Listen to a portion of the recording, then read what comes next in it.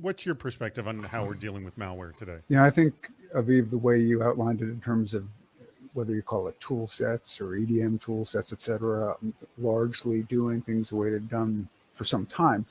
I think where a little bit of a corner may have been turned is really leaning into the idea of threat hunting and behavioral analysis to complement that. You've got to do both. Everything that's old is still old in terms of what can indicate uh, signatures, IOC detection, et cetera.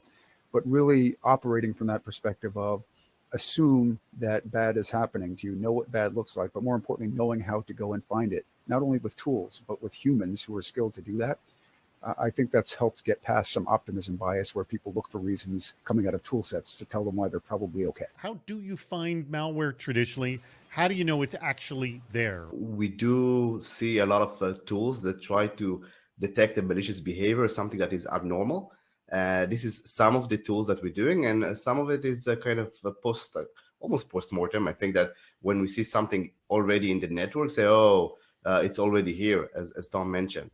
So I think most of the solutions we have today is to try to detect after the installation, post-installation. What is the difference between new malware and a 0-day? There's certainly the situation of new malware where it's really just newly created and really just the behaviors are starting to manifest themselves. Or it could be it's been around for some time, but it's not been discovered on a widespread basis or understood what bad looks like on that distributed basis.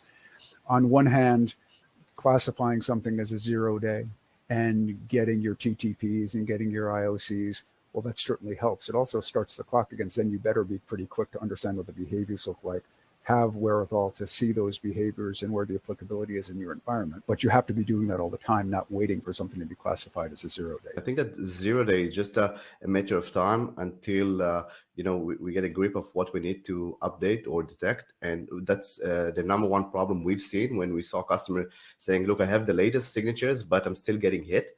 And we understood that the point where this model is failing over and over is on the delivery phase, where significant number of attacks starting from delivering content, a document, something that someone need to open, to click, to interact with. This is a great question from Jonathan Waldrop. What are some tips on comparing malware protection detection tools? Could one malware solution work better in one environment versus another? If you take the red teaming perspective and you take the threat hunting perspective, meaning threat hunting, having people who are full-time security researchers see how much resolution they get, how successful are they against things that those tools have already declared to be in good stead.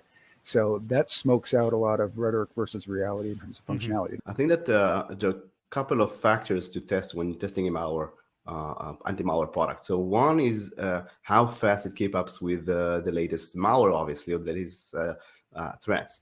Now, in Votiro, we're playing a different game. We're not trying to find the bad stuff. We sanitize and deliver a known good content. So it's completely different approach. And why it's that hard to compare between two products? I think that's a known secret that all those products, they all come together on VirusTotal and they're all monitoring the others. So if VirusTotal now carries 60 plus or 70 plus engines and one detects a new stuff, the other immediately fix their reputation database, their knowledge database, behavior database to keep up. So it's just a matter of hours and just depends who find it first. Welcome to the Department of Yes, where no request is ever rejected. We have some truly awful ideas that have come in right now. Convert ransomware to a subscription service so you can budget a lower monthly fee. Why do you want to do this? Simply for predictability's sake in amortizing my flows and dealing with it to begin with. Assume the bad so I can at least predict the bad, right?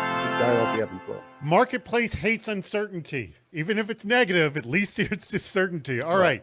Aviv, why do you want to do this? So probably I would like to have a subscription of the ransomware because I don't want to have their bugs. So if they can fix the bugs, so they can always decrypt my file when I need to pay them. So I'll probably want to have a service where they're delivering high quality software continuously. I don't know if they're going to do that for you, though. decrypt that for you. Keep in mind, this is a team sport. That's the final thought. So in terms of prevent and detect and respond, that's all great stuff, which never goes away. Do your situational malware recovery or incident response tabletop exercises, and not just on a technical basis.